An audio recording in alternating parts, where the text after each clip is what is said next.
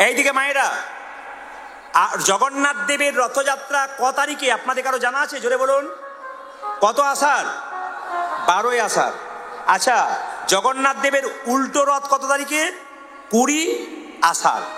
জগন্নাথ, বলরাম, সুভদ্রা যে রথের উপর যায়, ভালো করে তাকাবেন, যে রথের উপর যায় জগন্নাথ, বলরাম, সুভদ্রা, জগন্নাথের রথের নাম হচ্ছে কি? কারো জানা আছে? নন্দী ঘোষ। কটা চাকা থাকে? 16টা। আচ্ছা মায়েরা, বলরামের রথের নাম কি? তালধ্বজ। কটা চাকা থাকে? 14টা। আর সুভদ্রার রথের নাম কি? দর্পদলন। কটা চাকা থাকে? 12টা। এখানে তত্ত্ব কি বোঝাচ্ছে দেখুন, রথের সঙ্গে কি তত্ত্ব আছে সবাই তাকাবেন। এখানে জগন্নাথের 16টা চাকা রথের, আমাদের শরীরে 10 ইন্দ্রিয়, 6 রিপু। আচ্ছা, 14টা চাকা কার? জোরে বলুন। বলরামের। এই 14টা কি? সবাই তাকাবেন, 14 ভুবন। আর 12টা চাকা কার? সুভদ্রার। কি? 12টা মাস। কি সুন্দর বোঝাচ্ছে। জগন্নাথ দেবের রথ 206টা কাঠ দিয়ে তৈরি হয়। আশ্চর্যের ব্যাপার, কোনো প্যারেক দেওয়া হয় না। 2 থেকে 3 কোটি টাকা খরচা হয় রথের জন্যে, কোনো প্যারেক ব্যবহার করা হয় না। আশ্চর্যের ব্যাপার, যে নিম গাছটা কাটা হয় তা নাকি সোনার কুঠার দিয়ে কাটা হয়। সেই কুঠারটা জগন্নাথের দেবের চরণে দেওয়া হয়, তারপর সেই কুঠার দিয়ে নিম গাছ কাটা হয়। তার থেকে জগন্নাথের বিগ্রহ তৈরি হয়। শুনে নেবেন, জগন্নাথ মন্দিরে যারা গেছেন, জগন্নাথের বললাম রথটা 206টা কাঠ দিয়ে তৈরি। আমাদের শরীরে 206টা হাড় আছে। খুব শিক্ষণীয় বিষয়, সবাই শুনবেন, চমকে যাবেন। জগন্নাথ মন্দিরে জগন্নাথ দেব যে বেদির উপরে বসে আছে, ওর মধ্যে 1 লক্ষ শালগ্রাম শিলা আছে। অজানা জিনিস জেনে যান। জগন্নাথ দেব যে বেদির উপরে বসে আছে, ওই বেদির নিচে 1 লক্ষ শালগ্রাম শিলা আছে। আরো শুনলে চমকে যাবেন, জগন্নাথ দেব যে যন্ত্রের উপর বসে আছে, সেই যন্ত্র হচ্ছে দক্ষিণা কালী যন্ত্র। তাহলে জগন্নাথ কি? জগন্নাথ কি বৈষ্ণব না শাক্ত? বিচার করবেন কি করে? কেন? জগন্নাথ দেব যে যন্ত্রের বসে আছে সেই যন্ত্র হচ্ছে দক্ষিণা কালী যন্ত্র। আর বলরাম যে যন্ত্রে বসে আছে ছিন্নমস্তা কালী। আর সুভদ্রা যে যন্ত্রে বসে আছে, এটা হচ্ছে আমাদের ভবানী দেবী, তার উপরে বসে আছে।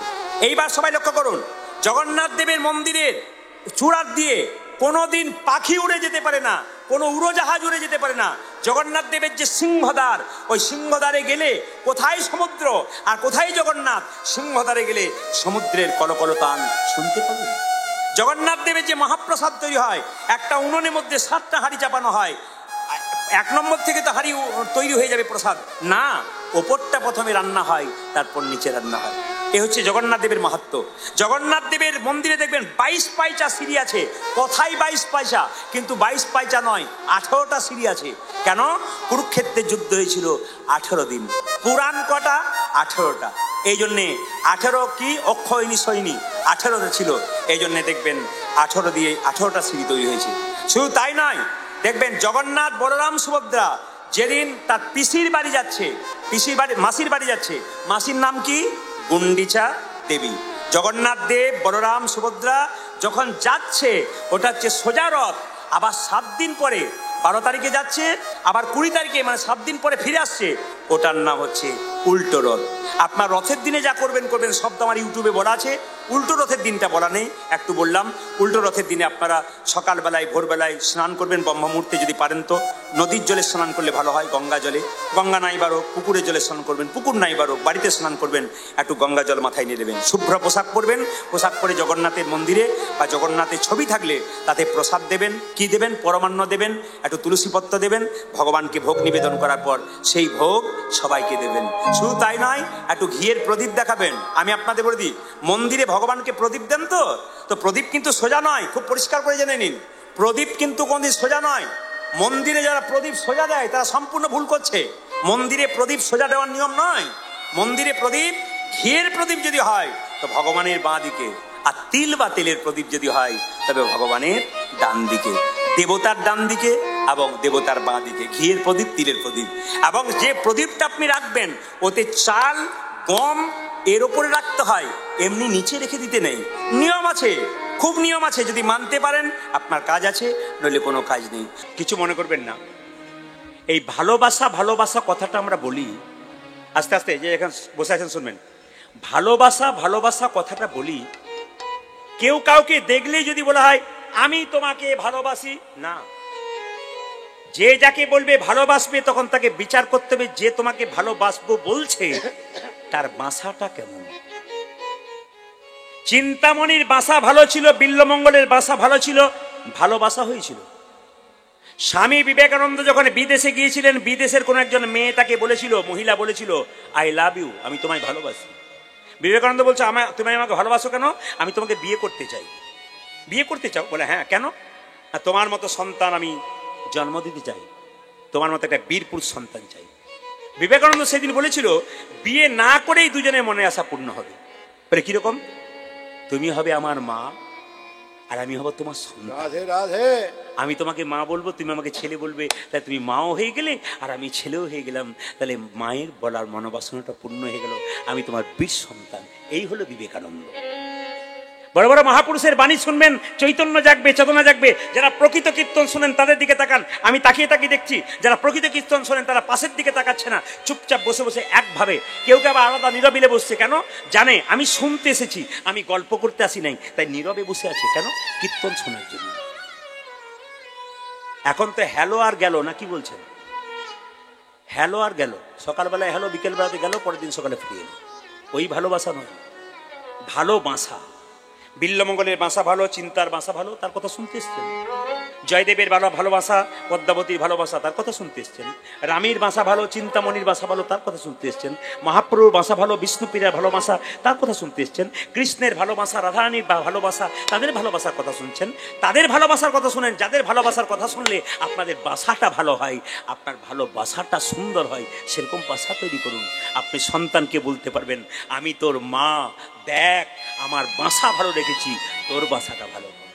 মায়ের আচার যদি ভালো হয়, বাচ্চার আচার ভালো হবে। মায়ের চলা বলা যদি খারাপ হয়, বাচ্চা মাকে লক্ষ্য করে মায়ের চলা কেমন হচ্ছে, মায়ের বলা কেমন হচ্ছে, মায়ের চাউনি কেমন হচ্ছে, ছেলে মেয়ে সেরকম তৈরি হয়। তাই প্রত্যেকটি মাকে বলবো, মাটি যদি হয় খাঁটি তাহলে কি হয়? ফসল ভালো। মাটাকে আগে ভালো হতে হবে, বাবাকে তো হতে হবে, মাকে আগে ভালো হতে হবে। কারণ আপনি 10 মাস 10 দিন পেটের মধ্যে রেখেছেন। সবাই লক্ষ্য করুন মায়েরা, বিল্বমঙ্গল প্রত্যেক দিন চিন্তার কাছে যায়। আচ্ছা বলুন তো বাবারা, আপনার ছেলে যদি কোনো একটা খারাপ কাজ করে আর পাড়ার লোকে যদি আপনার কাছে বলে আপনার ছেলে একটা খারাপ কাজ করছে, আপনি ছেলেকে বলবেন না? বিল্বমঙ্গলে বাবাকে বললো, এই যে শিবশঙ্কর, এই তোমার ছেলের দিকে লক্ষ্য করেছো? তোমার ছেলে ওই পতিতালয়ে যায়, ওখানে যাওয়া বন্ধ করো, নয় তোমার ছেলেকে আর তোমাকে না গ্রাম থেকে তাড়িয়ে দেবো বলে দিলাম। ছেলেকে ডেকে বললো, এই বিল্ল, তুই নাকি পতিতালয়ে যাস? তুই না ব্রাহ্মণের ছেলে, পুজো পাঠ কর, গায়ত্রী মন্ত্র জপ কর, তুই যাস না। ছেলের বয়স তখন কত? জোরে বলুন। বিল্বমঙ্গলের বয়স তখন কত? জোরে বলুন একবার, একটু জোরে বলুন। চিন্তার তখন বয়স কত? একটু জোরে বলুন। বাহ, ধন্যবাদ আপনাদের। আমি জানতে পারছি আপনারা কীর্তন শোনেন। প্রতিটি জায়গাতে এরকম জিজ্ঞেস করলে বাচ্চা থেকে বুড়ো সবাই একসঙ্গে বলতে শুরু করে। আপনারা বলতে 16 বছর বয়স, চিন্তার, বিল্বমঙ্গলে 20। এক কানে ঢোকালো, এক কানে বের করলো। হঠাৎ একদিন বিল্বমঙ্গলের বাবা মারা গেল। আচ্ছা বলুন তো, হাত তুলে বলবেন, যদি কেউ মারা যায়, দেহ মারা যায় না আত্মা মারা যায়? জোরে বলুন, জোরে বলুন। কোনটা বুঝেছেন আপনারা? দেহ মারা যায়। আত্মা কি করে? চলে যায়। প্রশ্ন করবেন, প্রদীপ পাল মারা যাবে, আত্মা কোথায় যাবে? আপনারা মারা যাবেন, আপনার আত্মা কোথায় যাবে? একবারে ভাগবতীয় কথা, পরিষ্কার করে শাস্ত্র বলেছে। কি বলেছে? মানুষ কুলে জন্মগ্রহণ করে যে যেমন কর্ম করবে তার সেই রকম জন্ম হবে। মানুষ কুলে জন্মগ্রহণ করে পশুর মতো কর্ম করুন, পরের জন্মে আপনি পশু কুলে জন্মগ্রহণ করবেন। মানুষ কুলে জন্মগ্রহণ করে আপনি মানুষের মতো কর্ম করুন, পরের জন্মে আপনি মানুষ হবেন। মানুষ কুলে জন্মগ্রহণ করে আপনি মহাপুরুষের মতো জন্মগ্রহণ করুন, আপনার দ্বিতীয় জন্ম হবে না, গোবিন্দচরণ প্রাপ্ত হবে। কেন? যে ধানকে সেদ্ধ করে মাঠে ছড়ালে তার যেমন গাছ হয় না, যে দেহ হরিনামে সিদ্ধ হয়ে যায় তার দ্বিতীয় জন্ম হয় না, তার গোবিন্দের চরণ প্রাপ্ত হয়ে যায়। হ্যাঁ, এই দিকে তাকাবেন। আপনার গ্রাম থেকে কেউ মারা গেল, যখন নিয়ে যাবে যে কে নগর বা জিমারি থেকে, তখন যদি মারা যায় আপনি বলেন, বাহ, লোকটা খুব ভালো মানুষ ছিল, বাবু যা বলবে বলবে, চলে গেল গো। উনি যাচ্ছেন কোথায়? স্বর্গে, দশচক্রে ভগবান। আর আপনার মৃত্যুর পর যদি বলে বেটা খুব দুষ্ট লোক ছিল, মেয়েটা খুব খারাপ ছিল, জানবেন ইনি যাচ্ছেন নরকে, দশচক্রে ভগবান। আপনার মৃত্যুর সময় আপনার মুখ যদি বিভৎস ভয়ঙ্কর হয়ে যায়, লোকে বলে না মরাটা দেখতে গেলাম 10 দিন ঘুমাই নাই, ভয় খেয়ে খেয়ে উঠছি, জানবেন ইনি যাচ্ছেন নরকে। আর আপনার মৃত্যুর পর যদি মনে হয় আপনি ঘুমাচ্ছেন, সুন্দর ঘুমাচ্ছেন, লোকে বলে না মরে নাই গো ঘুমাচ্ছেন, জানবেন ইনি যাচ্ছেন স্বর্গে। জন্ম নিয়ে কর্ম যদি কারো ভালো হয়, মৃত্যুর সময় তাকে দেখবেন, পরীক্ষা করে দেখে দেবেন। যিনি খুব ভালো মানুষ হন, তার মৃত্যুর সময় দেখে দেবেন সে মরে গেছে, যেন মনে হচ্ছে ঘুমাচ্ছে। আর যে দুষ্ট লোক, খুব বদমাইশ লোক, সমাজে অন্যায় করে করে বেড়াচ্ছে, এর মৃত্যুর সময় ওর মুখটা গিয়ে দেখে দেবেন, ওর মুখটা বিভৎস কিংবা ভয়ঙ্কর হয়ে গেছে, আপনি দেখতে পাচ্ছেন না। ভাগবত কি বলল? যে আমাদের শরীরে 9টা ছিদ্র দিয়ে প্রাণ বেরোয়, এই 7টা ছিদ্র দিয়ে প্রাণ গেলে ভগবানের কাছে গেলেন, আর নিচের 2টো ছিদ্র দিয়ে প্রাণ গেলে আপনি জমালয়ে গেলেন, নরকে গেলেন। কিরকম সবাই তাকান? 2টো চোখ, 2 2টো কান, 4 2টো নাকের ছিদ্র, 6 একটা মুখ, 7। এই দিকে প্রাণ গেলে আপনি স্বর্গে গেলেন। কে বললো? ভাগবত। আর নিচের দিকে 2টো আছে, একটা পায়ু এবং উপস্থ, প্রস্রাব পায়খানা দ্বার, ওই দিক দিয়ে প্রাণ গেলে আপনি কোথায় গেলেন? নরকে। ভাগবত বলল। তাহলে দেখবেন মায়েরা, মৃত্যুর সময় কেউ হা করে মরে, মুখ দিয়ে প্রাণ গেছে। মৃত্যুর সময় কেউ তাকিয়ে তাকিয়ে মরে, চোখ দিয়ে প্রাণ গেছে। মৃত্যুর সময় কানের ফুটোটা কারো দেখবেন মোটা হয়ে গেছে, খসখস করছে, নাকের ফুটোগুলো খসখস করছে, ওই দিক দিয়ে প্রাণ গেছে, আপনি স্বর্গে গেলেন। কিন্তু মৃত্যুর সময় কোনো ব্যক্তি যদি পায়খানা প্রস্রাব করে দেয়, জানবেন উনি 100% নিম্নগামী, নরকে গেলেন। আমি বলি নাই, ভাগবত প্রমাণ দিচ্ছে, এগুলো ভাগবতীয় কথা, ভাগবতে বলছে। তাই মানুষে জন্মগ্রহণ করেছেন, ভালো কর্ম করুন। একটা জিনিস বলে দিই, মহাভারত যারা পড়েছেন তারা দেখবেন 100 ভাইয়ের দাদার নাম কি ছিল? একজন বলতে পারবেন? 100 ভাইয়ের দাদার নাম দুর্যোধন। আর 5 পাণ্ডবের দাদার নাম কি ছিল? যুধিষ্ঠির। দুর্যোধন ভগবান পেয়েছিল না যুধিষ্ঠির ভগবান পেয়েছিল? জোরে বলুন, কে পেয়েছিল? জোরে বলুন, কে পেয়েছিল? কেন পেয়েছিল? দুর্যোধন চঞ্চল ছিল, উনি ভগবান হারালেন। আর যুধিষ্ঠির স্থির ব্যক্তি ছিলেন, উনি ভগবান পেলেন। আজকে কীর্তনে আসলে যারা স্থির থাকবেন তারা গোবিন্দের আশীর্বাদ পাবেন, আর যারা চঞ্চল হবেন তারা গোবিন্দের আশীর্বাদ পাবেন না। কীর্তন শুনতে শুনতে কোনো মা বা কোনো বাবা যদি চঞ্চল হয়, তার ছেলে যখন পড়তে বসবে চঞ্চলতা করবে, তখন আপনি বলবেন না খালি চঞ্চলতা করে, পড়তে বস। ও বলতেই পারে তুমি কীর্তন শুনতে গিয়ে তুমি তো চঞ্চল ছিলে, আবার আমাকে কি শিক্ষা দিচ্ছ?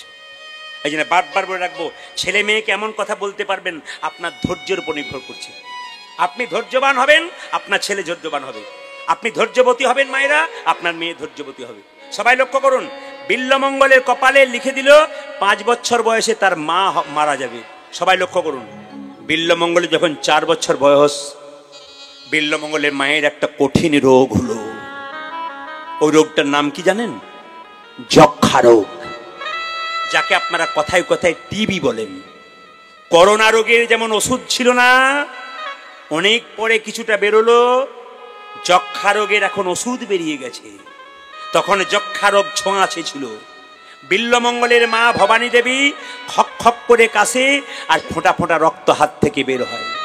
বিল্লমঙ্গল ছুটে যায়, তার 5 বছর বয়স হয়ে গেল, মায়ের কাছে ছুটে যায়, মা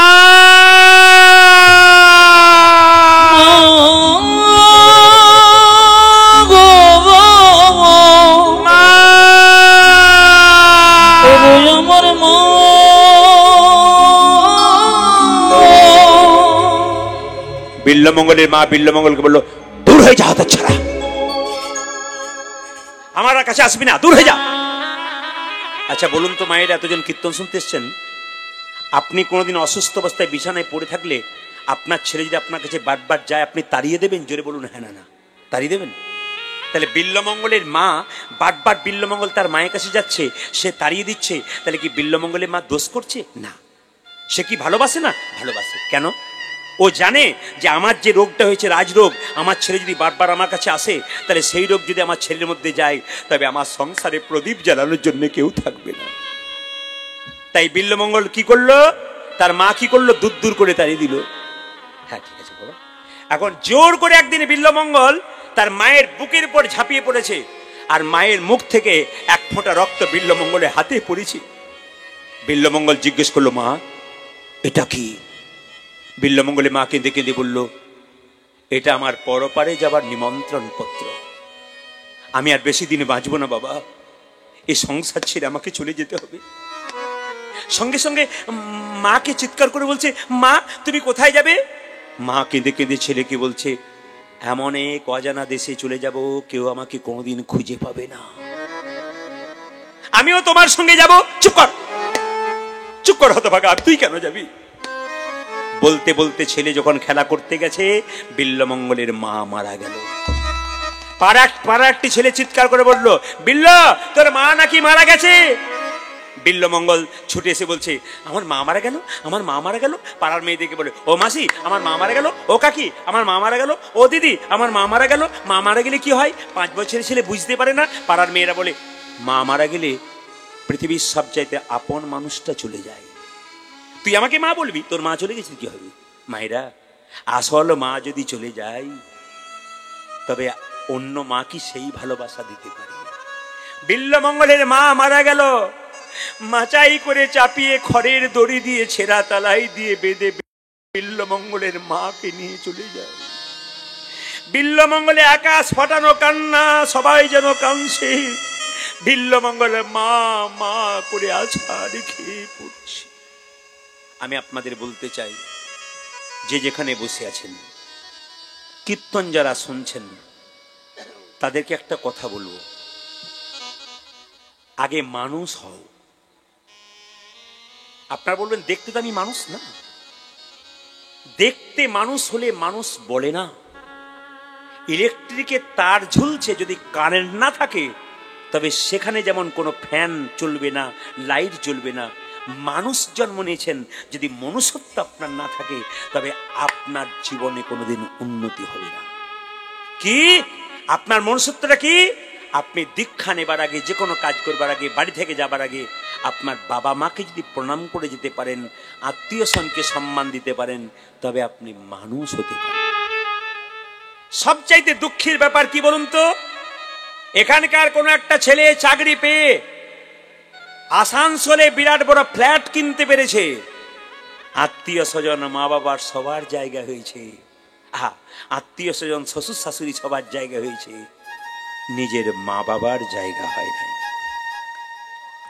কি লাভ আছে ফ্ল্যাটটা তৈরি করে? তাকাবেন, একটা মায়ের পেটে একটা বাচ্চা 10 মাস 10 দিন জায়গা হয়, কিন্তু ছেলে যখন ফ্ল্যাট করে ওখানে মা বাবার জায়গা হয় না। আমি আপনাদের বলতে চাই, আপনাদের মেসেজ দিতে চাই, সন্তান জন্ম দিলেন মানে জন্ম দিলে মা হওয়া যায় না, জন্ম দিলে বাবা হওয়া যায় না। সেই সন্তানকে মানুষের মতো মানুষ তৈরি করুন। যদি মনে করেন গর্ব করে আমার ছেলে চাকরি পেয়ে গেল, ব্যাস আমি জিতে গেলাম, ভুল করলেন আপনি। চাকরি পেল কিন্তু বিবেক হলো কিনা তাই দেখবেন। গত পরশু যেখানে গাইছিলাম, পরপর 2 বছর গাইলাম, একজন ভদ্রলোক এসে বলছে, প্রদীপ বাবু, আমি আমার ছেলের জন্য 1 কোটি টাকা জমা করে দিলাম, আমার কোনো চিন্তা নাই, মরে গেলে নিশ্চিন্তে মরবো। আমার ছেলের জন্য তো 1 কোটি রাখলেন, ছেলেকে কেমন তৈরি করলেন? এরকম তৈরি করলেন না, এরকম তৈরি করলেন। যদি এইরকম তৈরি করেন, তাহলে আপনার ছেলে আপনার সাধ্য কাজ করবে, সাধুগুরু বৈষ্ণবে সেবা করবে, বিবেক জন্মাবে, বৈরাগ্য জন্মাবে, ভক্তি জন্মাবে, আপনি সলো সন্তান জন্ম দেবেন। আর যদি এইরকম তৈরি করে যান, ও আপনার যা ছিল তা তো শেষ করবে, আবার নেতাই গৌর হরিবোল হয়ে যাবে। ভালো সন্তানের জন্ম দিন। মায়ের মতো আপন কেউ হয় না, কেউ বাবার মতো আপন কেউ হয় না।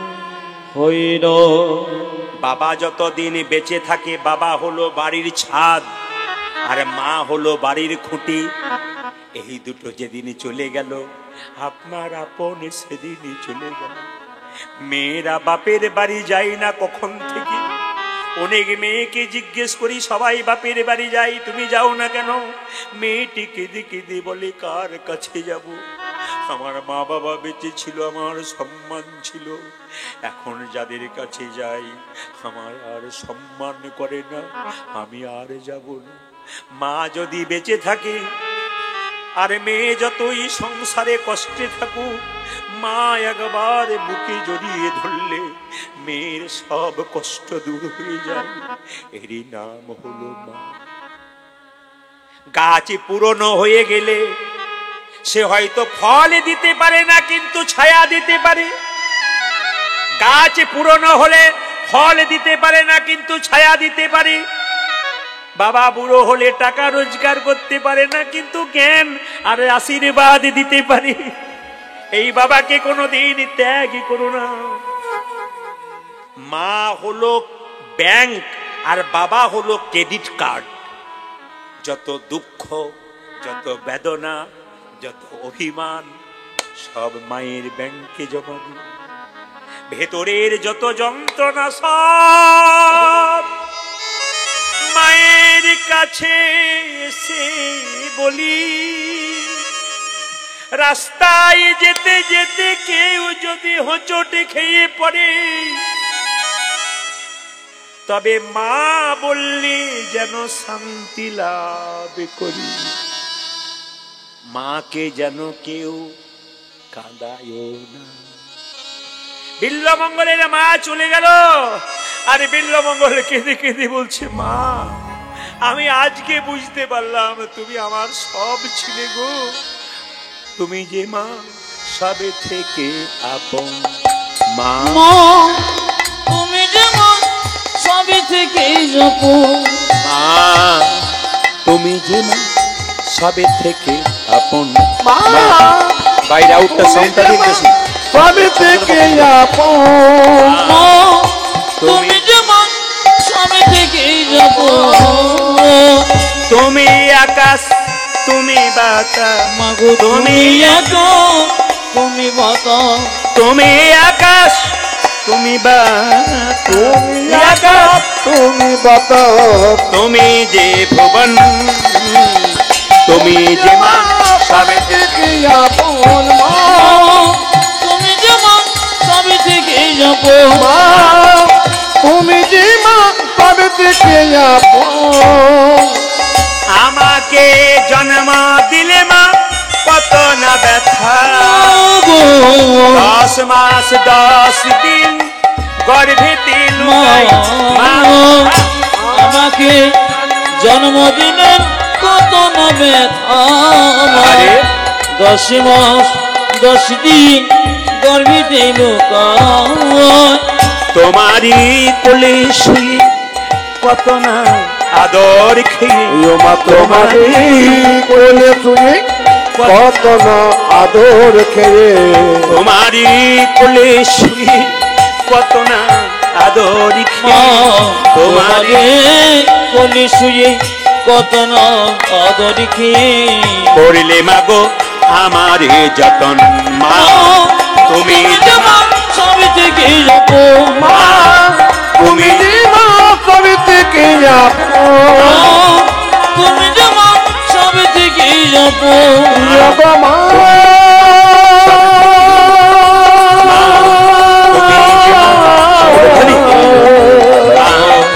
তুমি যে মা সবে থেকে জননী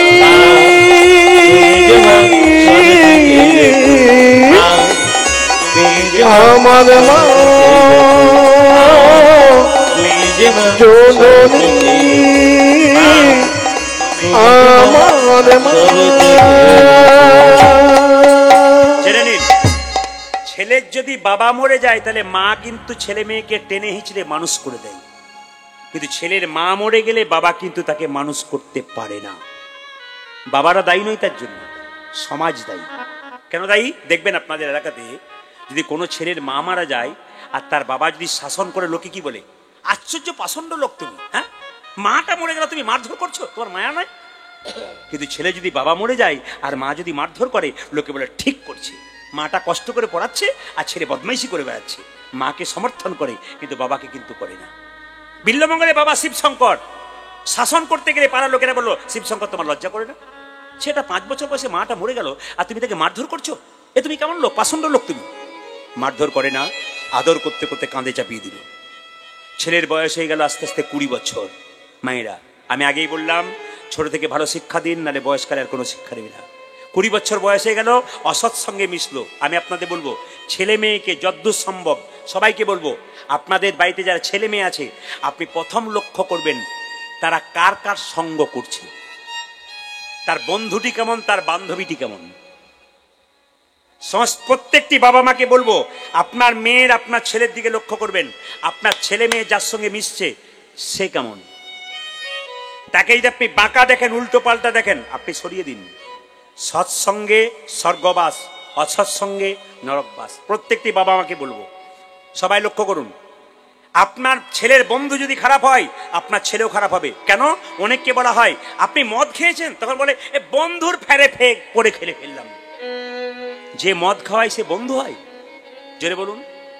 যে আপনাকে নতুন করে মদ খাওয়াতে শেখায় সে কখনো বন্ধু হয়? সেটা আপনার শত্রু হয়। সে নিজেকে শেষ করে দিয়েছে, আপনাকেও শেষ করতে চাইছে, আপনার বন্ধু কি করে হয়? বরং যে মদ খায় আপনি খেতে গেলে আপনার গ্লাসটাকে ধরে ফেলে দেয়, আমি খেয়ে শেষ হলাম, তুই হবি না, তিনি হলেন বন্ধু। এরা বন্ধু নয়, এরা শত্রু। যে যেখানে বসে আছেন মন দিয়ে শ্রবণ করবেন মায়েরা। বিল্লমঙ্গল কতগুলো অসৎ ছেলের সঙ্গে মিশলো। একদিন বলল কতগুলো ছেলে, এই যাবি? বলে কি? কৃষ্ণ বেন্না নদীর ওই পারে একটা সুন্দরী যুবতী মেয়ে এসেছে, তার নাম চিন্তামণি, সে নাকি দেখতে খুব সুন্দরী। বিল্লমঙ্গলে যখন 20 বছর বয়স, তখন চিন্তামণির বয়স 16 বছর। এত সুন্দর দেখতে মেয়েটা এসেছে। বিল্লমঙ্গলকে পাড়া ছেড়ে বলো একবার দেখলে হয় না? যেই না বিল্লমঙ্গল চিন্তাকে দেখতে গেল, অমনি চিন্তার সঙ্গে চোখাচোখি হতে গিয়ে বিল্লমঙ্গলের সঙ্গে তার ভালোবাসা হয়ে গেল। নদী পারে একে পতিতা নাম চিন্তামণি, ও যে নদীর পারে একে একে পতিতা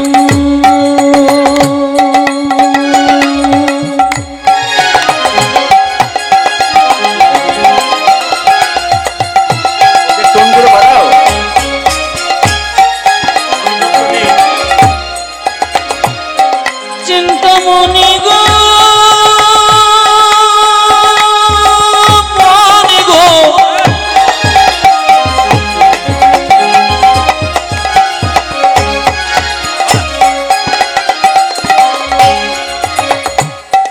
চিন্তামণি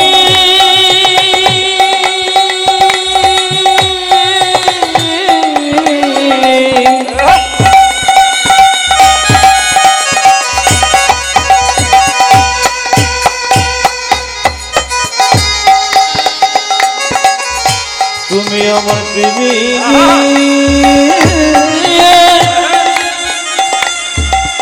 চিন্তা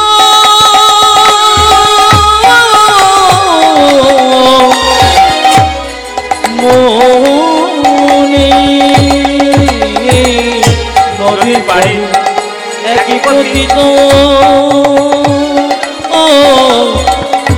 নাম চিন্তামণি, তাহাতে আসক্ত ব্রাহ্মণ দিবস রজনী। আমার তাহাতে আসক্ত ব্রাহ্মণ দিবস রজনী। মায়েরা, বিল্লমঙ্গল অসুচ অবস্থায় প্রত্যেকদিন চিন্তার কাছে যায়। চিন্তাকে কত ভালো মেয়ে দেখুন। চিন্তামণি চিৎকার করে বলে, ঠাকুর কাল না তোমার বাবার শ্রাদ্ধ, তুমি প্রতিদিন অসুচ অবস্থায় আমার কাছে এসেছো, কালকে তোমার বাবার শ্রাদ্ধ, কাল যদি তুমি আমার কাছে এসছো আমি বিষ খেয়ে আত্মহত্যা করবো। বিল্লমঙ্গল চিন্তামণি হাত ধরে বলে, চিন্তা তুমি যদি মরে যাও, ছোটবেলায় আমার মা মারা গেছে, এখন আমার বাবা মরে গেল, তো আমার আপন বলতে কেউ নাই, তুমি যদি মরে যাও তাহলে আমার তো সব চলে যাবে। তুমি চিন্তামণি প্রেমের রমণী, তুমি চিন্তামণি প্রেমের রমণী, তুমি চিন্তামণি প্রেমের রমণী, তুমি চিন্তামণি প্রেমের রমণী, তুমি হও পিতৃ মাতৃ, তুমি চিন্তামণি প্রেমের রমণী, তুমি হও পিতৃ মাতৃ। সন্ধ্যা যাজন তোমারি ভোজন, আজ ত্রিসন্ধ্যা যাজন তোমারি ভোজন, সন্ধ্যা যাজন তোমারি ভোজন, সন্ধ্যা যজনী তোমারি ভোজন, তুমি বেদ মাতা গায়ত্রী। সন্ধ্যা যাজন তোমারি ভোজন, তুমি বেদ মাতা গায়ত্রী। তুমি ছাড়া আর কেউ নাই আমার, ও তুমি সারা জারি কেউ নয় আমার, তুমি ছাড়া আর কেউ নাই আজ আমার, তুমি ছাড়া জানে কেহ নাই আমার, তুমি আমার প্রেমের মালিক, তুমি ছাড়া আর কেউ নাই ও আমার, গো তুমি আমার পিতৃ মাতৃ, তুমি সারা আর কেউ নয় আমার, তুমি আমার পিতৃ মাত্রে, তুমি সারা আর কেউ নয় আমার, তুমি আমার পিতৃ মাত্রে, তুমি সারা আর কেউ নয় আমার, তুমি ছাড়া কেহ নাই আমার, তুমি বেদ মাতা গায়ত্রী। এই দিকে তাকান। বিল্লমঙ্গল চিন্তাকে বলল, চিন্তা আমি তোমার মাথায় হাত দিয়ে কথা দিলাম, আগামীকাল আমি আসবো না, তুমি বিষ খেয়ে মরো না। যদি বিষ খেয়ে মরে যাও আমার আপন বলতে আর কেউ নাই। তবে একটা কথা আপনাদের বলে যাই, আপনারা যারা পাখা করছেন, গরমে কষ্ট হচ্ছে, আপনাদের যত না কষ্ট হচ্ছে আমার তত কষ্ট হচ্ছে। কিন্তু বলুন তো মায়েরা, ফুলের যখন মালা তৈরি করেন, ফুল যদি বলে ছুঁচের খোঁচা খাবো না, তাহলে ফুল কখনো গোবিন্দ সেবায় লাগবে মালা রূপে? জোরে বলুন। এইদিকে মায়েরা, ফুল যদি বলে ছুঁচের খোঁচা, সূচ খোঁচা দেয় তবে তো সুতোটা ঢোকে না, কি বলছেন? তো ছুঁচের খোঁচা খাবো না, তবে কি ফুল হয়ে গোবিন্দ সেবায় পাবে? আপনি কষ্ট করবেন না, আপনি গোবিন্দকে পাবেন। আর আমি বাড়িতে এসি শুয়ে থেকে, তা তো কোনোদিন হবে না। আপনাকে কষ্ট করতে হবে। এখানে ভগবান পরীক্ষা করে দেখছে যে কে কত কষ্টে আমার কীর্তন শুনতে পারে। আপনি চঞ্চল হচ্ছেন না, কোথাকার কথা ভাবছেন, ওটা প্রদীপ পাল বুঝতে পারছে না, কিন্তু একজন বুঝছেন, ভগবান। কেন? তিনি অন্তর্যামী। আমি আপনার ভেতরে ঢুকি নাই, কিন্তু ভগবান আপনার ভেতরে ঢুকে বসে আছে। বিল্লমঙ্গল চিন্তাকে কথা দিল, কালকে আমি আসবো না, তবে যদি এসে পড়ি তুমি যেন বিষ খেয়ে আত্মহত্যা করো না।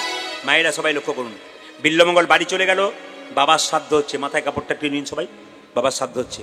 বিল্লমঙ্গলকে ব্রাহ্মণ মন্ত্র পাঠ করাচ্ছে। বল বিল্ল, নমো বিষ্ণু নমো বিষ্ণু নমো বিষ্ণু নমো বিষ্ণু নমো বিষ্ণু নমো বিষ্ণু নমো বিষ্ণু নমো বিষ্ণু নমো বিষ্ণু নমো বিষ্ণু নমো বিষ্ণু নমো বিষ্ণু নমো বিষ্ণু নমো বিষ্ণু নমো বিষ্ণু নমো বিষ্ণু নমো বিষ্ণু। আচ্ছা, মন যদি থাকে কেয়া বনে কি করিবে হরিনাম সংকীর্তনে। আপনি কীর্তন শুনতে এসছেন, ঘরে যদি মনটা থাকে হরিনাম ভালো লাগবে? তাকান আমার দিকে, ওর মনটা কোথায় পড়েছে বলুন তো? চুপ করে বসে আছে। ব্রাহ্মণ হচ্ছে নম বিষ্ণু, ও চুপচাপ বসে আছে। কেন বলুন তো? মন আছে কোথায়? জোরে বলুন, কোথায় আছে? জোরে বলুন। চিন্তামণির কাছে। এই দিকে তাকান, মনটাই হচ্ছে আসল। তার প্রমাণ শুনে রাখুন। আপনাদের এই যে কে নগর, তো না কি ঠিক বলছি তো আমি, যে কে নগরে কীর্তন হচ্ছে। এখন কিছু মনে করবেন না, এ দুজন রাম আর শ্যাম আছে, এক জায়গাতে কীর্তন হচ্ছে। রাম আর শ্যাম সকাল থেকে সন্ধে পর্যন্ত কাজ করে, কিন্তু সন্ধ্যাবেলা একটু লাল জল খাওয়া অভ্যাস আছে। লাল জল মানে কিছু বুঝলেন? জেমারি গ্রাম, জেমারি। তো মায়েরা, লাল জল, এখানে অবশ্য কেউ মদ টদ খায় না। আপনাদের হাসিতেই বুঝতে পেরেছি পার্টি আছে। খায় কেউ? খায়। আচ্ছা, একটা কথা বলে যাই, কিছু মনে করবেন না। যারা মদ খায় তাদের কাছে প্রদীপ পাল একটা নিবেদন রইল। যারা মদ খায় তাদেরকে বলবো, আপনি কাল থেকে মদের গ্লাসটা নিয়ে আপনার ছেলেটার সামনে বসবেন। কেননা ছেলেটাকে বলবেন, আমিও খাচ্ছি, ভবিষ্যতে তুইও খাবি। কারণ এটা তো সেই ভালো জিনিস, আমি খাচ্ছি তুইও খাবি, মানে আপনি তৈরি করে দিয়ে যান। আমি ওই যে বলতে চাইছি, কারণ আপনি খাবেন, আপনার ছেলে খাবে না, তা কি করে হয়? মায়ের আপনি পরিষ্কার করে বলবেন, আমি দেখেছি আমার এলাকাতে বহুজন মদ খেয়ে রাত, কোনোদিন মদ খায় না, পুজোর সময় মদ খেয়ে নাই, রাত্রি 12টার সময় যখন বাড়ি ঢোকে তার স্ত্রী বলে, একবারে দরজা খুলবো না, একবারে দরজা খুলবো না, দরজা খুলবে না, বলে না বাইরে শো। বলে কেন? রাত্রিবেলায় মাতলামি করবে আমার ছেলের সামনে এসে। আমার ছেলে দেখবে বাবা মাতলামি করছে, আমার ছেলেকে আমি নরক যন্ত্রণা ভোগ করতে চাই না, আমার ছেলেকে আমি ভালো করতে চাই। প্রতিটি মেয়ে দরজা বন্ধ করে দেয়। যদি এরকম দেখে না, আপনাদের বলবো না, গন্ডগোল আছে। জোরে বলুন। কারণ যারা মদ টদ খায় তারা পরের বছর বলবে, ওনাকেই বলবে, আর একে আনবি না। বলে কেন? এ বেটা মদের বিরুদ্ধে আছে, আর আমরা পার্টি আছি, মাথা খারাপ নাকি? জোরে বলুন। রাধা রানী কি, শ্যাম সুন্দর কি, মদন মোহন কি? সবাই লক্ষ্য করুন, এই দিকে তাকান। যে না বলেছে, বল নমো বিষ্ণু নমো বিষ্ণু নমো বিষ্ণু নমো বিষ্ণু নমো বিষ্ণু নমো বিষ্ণু নমো বিষ্ণু নমো বিষ্ণু নমো বিষ্ণু নমো বিষ্ণু নমো বিষ্ণু নমো বিষ্ণু নমো বিষ্ণু নমো বিষ্ণু নমো বিষ্ণু নমো বিষ্ণু নমো বিষ্ণু নমো বিষ্ণু নমো বিষ্ণু। কি ব্যাপার, চুপ করে আছিস কেন? বললে। বিল্লকে বলছে, বল নমো বিষ্ণু নমো বিষ্ণু নমো বিষ্ণু নমো চিন্তামণি নমো চিন্তামণি নমো চিন্তামণি নমো চিন্তামণি নমো চিন্তামণি। রইল তোর বাপের সাধ্য। ব্রাহ্মণ রেগে মেগে চলে গেল। আচ্ছা মায়েরা, কেউ যদি উপবাস করে সে ক্লান্ত হয়ে যায় না ফুর্তি থাকে? জোরে বলুন। ক্লান্ত হয়ে যায়। বিল্লমঙ্গল সারাদিন উপবাস করেছিল, রাত্রিতে শুয়ে পড়েছে ক্লান্ত হয়ে। সন্ধ্যাবেলায় যখন রাত 12টা বেজে গেছে, তখন মনে পড়ে গেল চিন্তা, আজকে সারাদিন যায় নাই তোমার কাছে, মনে হচ্ছে 1 বছর যায় না। হঠাৎ রাত্রিবেলায় যখন দরজা খুলে বেরোতে যাবে, হঠাৎ দেখতে পেল কালো মেঘ চমকে উঠছে, আকাশ বাতাস কাঁপছে, বজ্রপাত। চিন্তা চিন্তা চিন্তা চিন্তা আকাশের অবস্থা কেমন? সঘনে ঘনা মেঘ বরিশন। সঘনে ঘনা মেঘ বরিশনে, সঘনে ঘনা মেঘ বরিশন। আজি সগনি ধানা মেঘ বরিশনে, সঘনে ঘনা মেঘ বরিশন। চিন্তা সঘনে ঘনা মেঘ বরিশনে, আজি সগনি ধানা মেঘ বরিশনে। হঠাৎ যে না দরজাটাকে খুলে বের হয়েছে, বিরাট বড় নদী, কৃষ্ণ বেন্না নদী, তার ওই পারে থাকে চিন্তা। নদীতে প্রচন্ড জল, অথই জল, নদীতে নৌকা বাঁধা আছে, মাঝি নাই। চিৎকার করে বলছে, মাঝি ভাই, মাঝি ভাই। নৌকা বাঁধা আছে কিন্তু মাঝি নাই। বিল্বমঙ্গল মনে মনে ভাবছে, চিন্তা তুমি আমাকে ভালোবাসো না ভালোবাসো পৃথিবীর সবাইকে জানিয়ে দেব আমি তোমায় কত ভালোবাসি। আমি তো নৌকা কাছে পেলাম না, আমার দেহটাকে নৌকা করে আমি জলে ঝাঁপ দেব তোমার কাছে যাবার জন্য। তাই বিল্বমঙ্গল ঝাঁপ দিচ্ছে। মায়েরা সবাই লক্ষ্য করুন, বিল্বমঙ্গল দেহটাকে নৌকা করে ঝাঁপ দিয়ে বলছে, পার কর হে ও হে চিন্তামণি। সবাই মিলে পার কর হে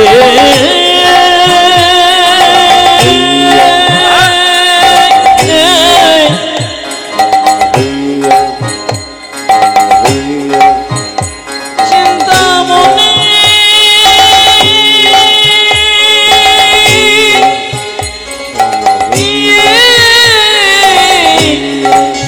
মনি গো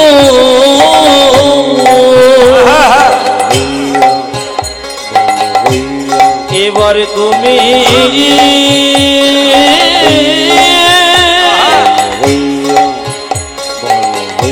পারি কইরা দাও, পারি কইরা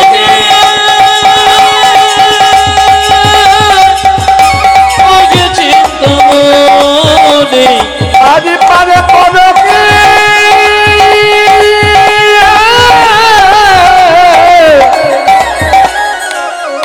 ওকে চিন্তামণি। নামের মালা পইরা গলে ভাইসা দিলাম দেহ খানি। নামের মালা ওইরে গোডে ভাইসা দিলাম দেহ খানি। নামের মালা পইরা গলে ভাইসা দিলাম দেহ খানি। পারে পদকে পার হয়ে যায়, সবাই উলুধ্বনি দিন। পার হয়ে যায়। চিন্তামণি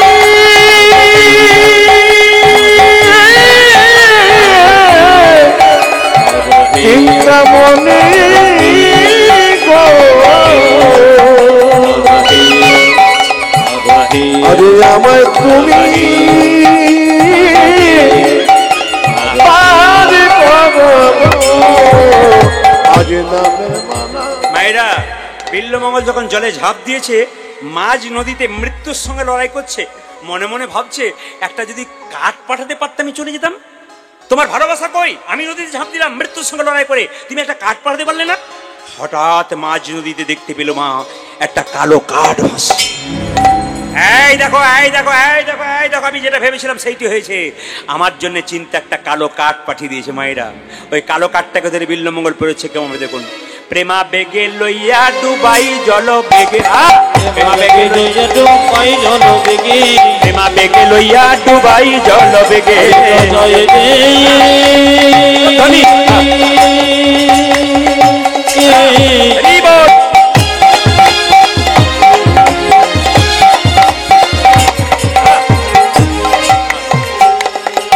দিল ঠাকুর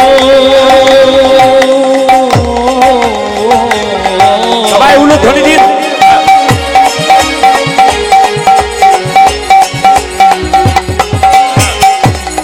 চলে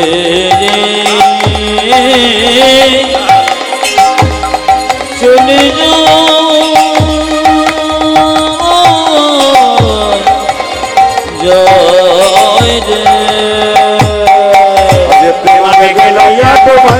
থেকে প্রেম আবেগে লইয়া ডুবাই জল বেগে ডুবিতে ভাসিতে একে সব পাই লইয়া ডুবিতে ভাসিতে একে সব পাই লইয়া ডুবিতে ভাসিতে একে সব পাই লইয়া ডুবিতে ভাসিতে একে সব মায়ের আঁখে ভেসে ভেসে চলেছে আজ ভেসে ভেসে চলেছে ভেসে ভেসে চলেছে আজ ভেসে ভেসে চলেছে কেন কেন কেন চিন্তামণির প্রেমে পাগল হয়ে ভেসে ভেসে চলেছে মনে প্রেমে পাগল হয়ে ভেসে ভেসে চলেছে চিন্তামণির প্রেমে পাগল হয়ে ভেসে ভেসে চলেছে মনের প্রেমে পাগল হয়ে ভেসে ভেসে চলেছে ডুবিতে ভাসিতে একে সব পাই লইয়া আজ ডুবিতে ভাসিতে একে সব মায়ের লইয়া ডুবিতে ভাসিতে একে সব পাই লইয়া ডুবিতে ভাসিতে একে সব পাই লইয়া একজন হাত তুলে বলুন তো যে কালো কাঠটাকে ধরে গেল এই কালো কাঠটা কি হতে পারে মনিটা একটু তুলুন মনিটা কিচ্ছু নাই কি হতে পারে আচ্ছা আচ্ছা আচ্ছা এই দু চারজন সারা দিয়েছে ভালো হয়েছে আর জিজ্ঞেস করবো না একটা কথা কিন্তু ফাঁকে জিজ্ঞেস করে দিয়ে যাই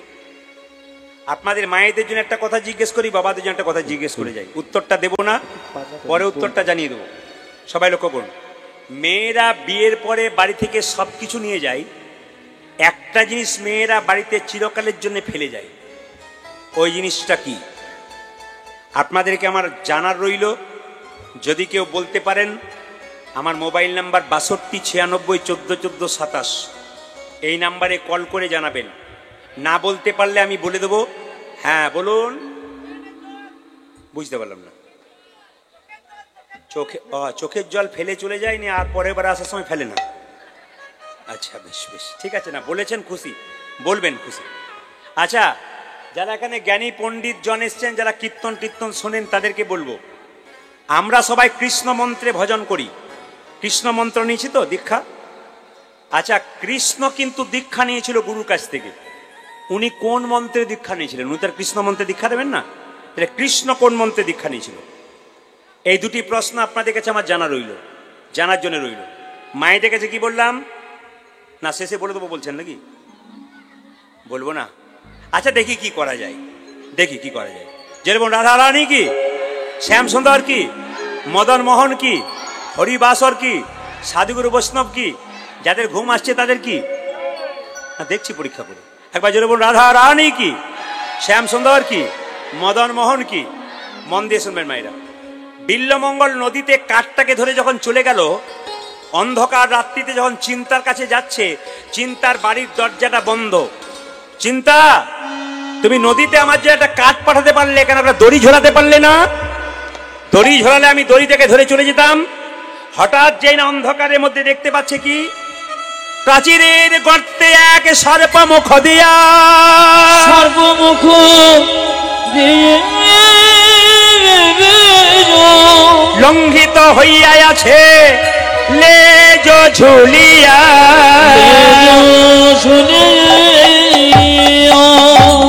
ভাইরা সবাই তাকান নদী পার হলো কি ধরে জোরে বলুন কাঠ ধরে আর যখন দরজাটাতে দেখতে পেলো হঠাৎ একটা কালো দড়ি ঝুলছে মনে মনে ভাবলো বা চিন্তা তুমি আমায় কত ভালোবাসো গো একটা কালো দড়ি ঝুলি দিয়েছো ওইটাকে ধরে আমি পার হয়ে যাই হরে কৃষ্ণ যেই না কালো দড়িটা ঝুলে ওতে পার হয়ে গেছে চিন্তার ঘুম ভেঙে গেছে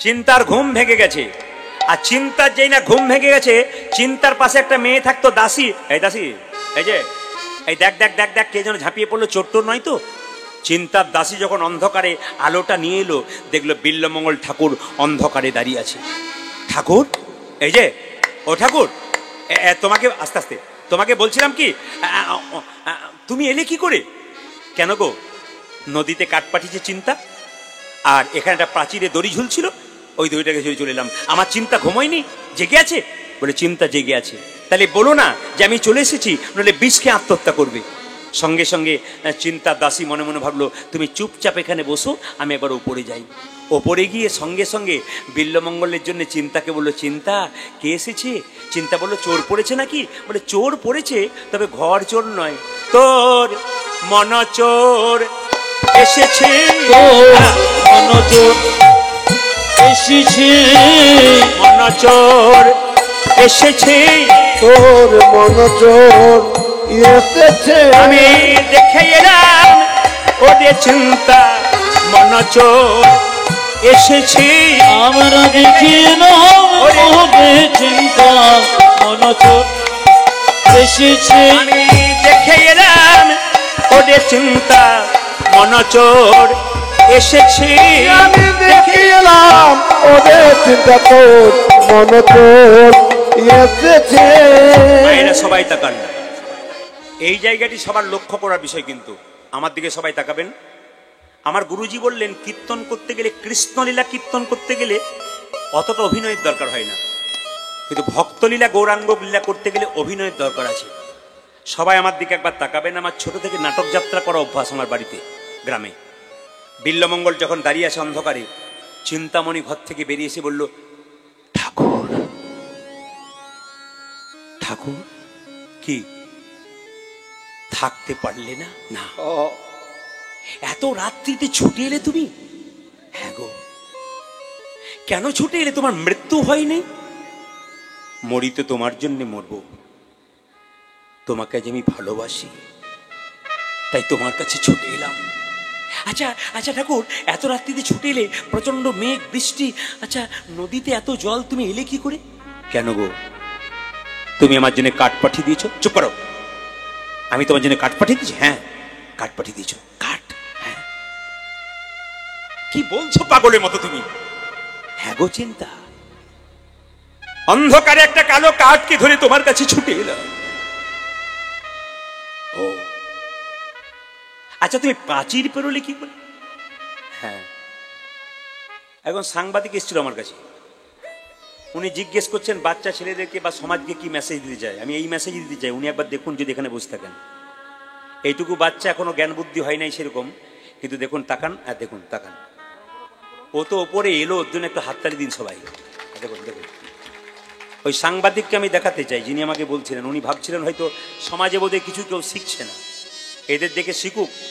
শিখতে হবে যে ওই বাচ্চাগুলো কি করছে, এদের মা বাবা এদের সংস্কার শিখিয়ে দিয়েছে, কিংবা কীর্তনে আসরে বসাচ্ছে বলে ও দেখতে পাচ্ছে বাচ্চাগুলো প্রণাম করছে, আমাকে যে ও প্রণাম করতে হবে, পয়সা দিতে হবে।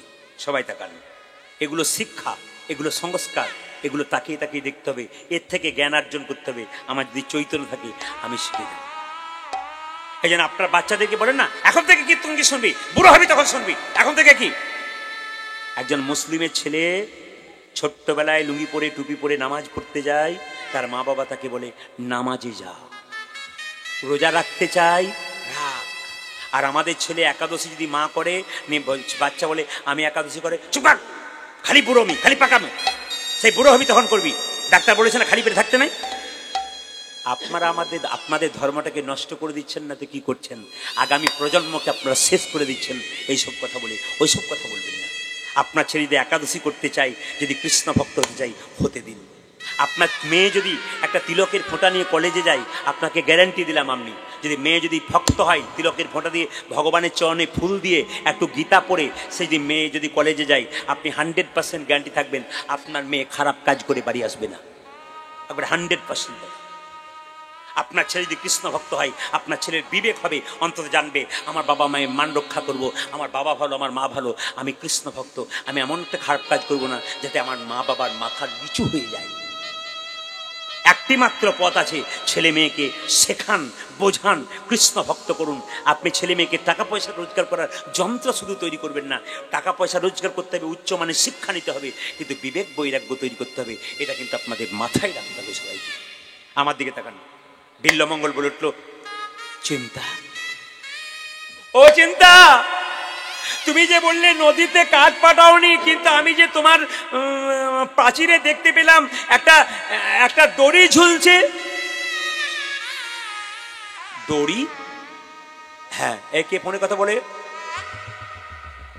দড়ি ঝুলছে? হ্যাঁ।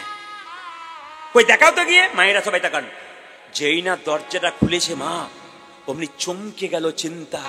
দড়ি নয়, একটা বিষধর সাপ, গর্তের মধ্যে মুখটা ছিল, লেজটা বাইরে ছিল, কালো দড়ি ভেবে বিল্লমঙ্গল ঝাঁপ দিয়েছে। চিন্তামণি বিল্লমঙ্গলকে জড়িয়ে ধরে বলল, ঠাকুর, তুমি আমার জীবন কাহিনী জানো? না। তুমি জানো আমার কেউ নাই? না, আমি জানি। এখন টাকা দিতে কেউ আসবেন না, বারবার বলবো কেউ যাচ্ছেন না, কেউ যেন আসবেন না, বারবার কীর্তনটা করতে দিন, আমি ভাবটাকে নষ্ট করবেন না, চিন্তার কথাটা শুনবেন। বিল্লমঙ্গল কি বলছে, ঠাকুর তুমি জানো আমার কেউ নাই, আমি তোমার সম্বন্ধে জানি না তো। ছোটবেলায় আমার বাবা মা মারা গেছে, আমার কাকা কাকিমা আমাকে মানুষ করেছে। আমার যখন 14-15 বছর বয়স হয়ে গেল, গ্রামের জমিদার চিৎকার করে বলল, মেয়েটাকে আমার বাগান বাড়িতে নিয়ে আয়। আমাকে যখন বাগান বাড়িতে নিয়ে যাবার জন্য তুলে নিতে এসছে জমিদারের লোক, আমি তখন অন্ধকারে ঝোপের মধ্যে ছুটতে ছুটতে কৃষ্ণবেন্না নদীর জলে ঝাঁপ দিয়ে দিলাম। যেই না ঝাঁপ দিয়ে দিলাম, কতগুলো পতিতা মেয়ে গরমকালের দিন সন্ধ্যাবেলায় স্নান করতে এসেছিল, আমাকে জাপটে ধরে বলল, কে তুই, আত্মহত্যা করছিস? আমি বললাম, আমার নাম চিন্তা, আমাকে ছেড়ে দাও, আমি মরবো, ওই জমিদার আমার দেহটাকে ছেড়ে ছেড়ে খাবে।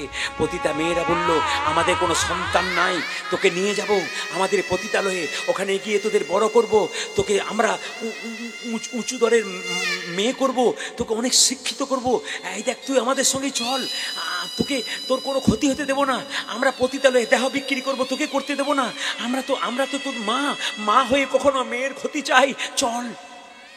চিন্তা বলল, ঠাকুর সেই থেকে পতিতালয়ে যারা বাস করে ওরা আমার মা, ওরা কোনোদিন আমার দেহটাকে পরপুরুষের কাছে নিয়ে যায় নাই।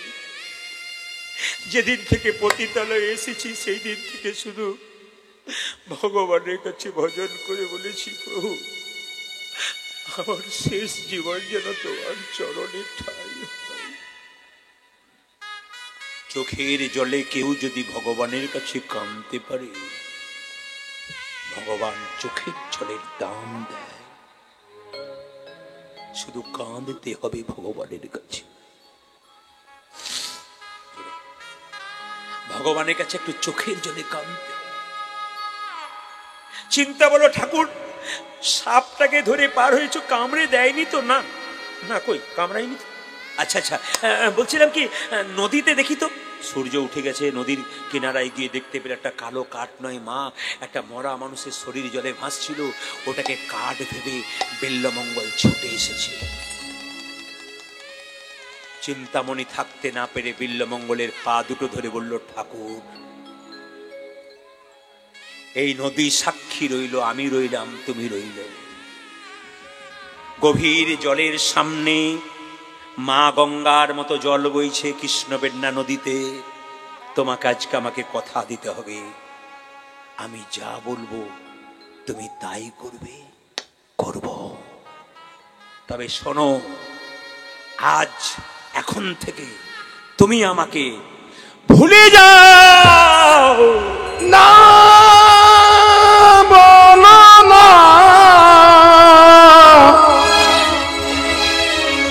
তুমি এমন করে আমায় বলো না,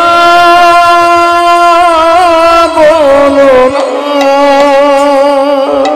বিল্লমঙ্গল বলল, আর যা বলবে তাই করব, কিন্তু তোমায় আমি ভুলতে পারবো না। যদি মরতে চাই তো তোমাকে নিয়ে মরব, তোমাকে ভালোবেসে আমার জীবন। যদি সত্যিকারে ভালোবাসো তবে কথা দাও, কি আমাকে কয়েকদিনের জন্য ভুলে যাও। তুমি বৃন্দাবনের পথে কৃষ্ণ কৃষ্ণ বলে চলে যাও। যদি কোনদিন কৃষ্ণের কৃপা পাই, আমাকে তুমি একদিন ডেকো, আমি তোমার পাশে বসে কৃষ্ণ ভজন করব। বিল্লমঙ্গল কথা দিল, আমি যাব, তবে এক কাজ করো, তুমি একটা কৃষ্ণের ছবি এনে দাও।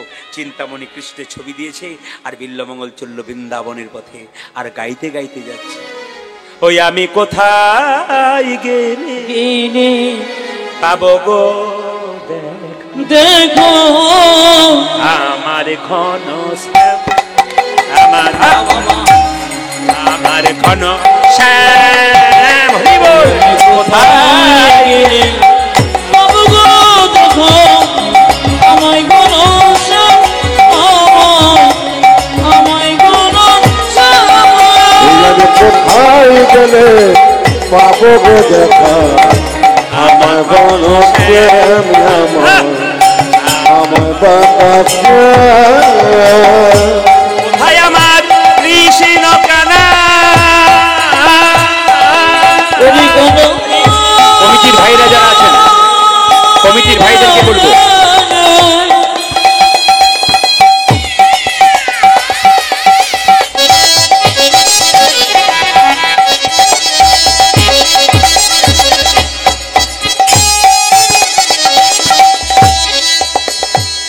একবার দেখো দে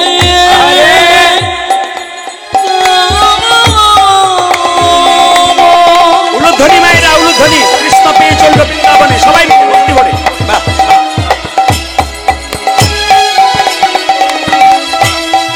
যদি কোন দেখো দে বাহ, বাহ।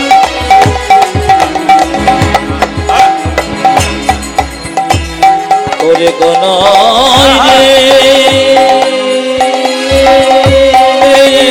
বাবা বাবা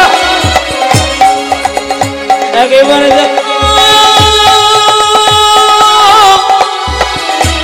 দে রে কোন কোথায় আমার কৃষ্ণ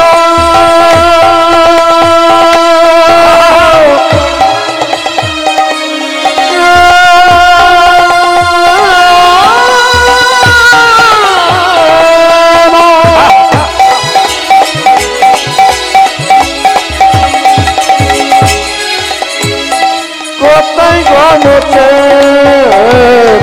আমি কোথায় গেলে পাবো দেখা? আমার আমি কোথায় গেলে পাবো দেখা? আমায় গণসে আমায় গণসে দেখা দাও, দেখো দেখা দাও, দেখো দেখা দাও। দেখো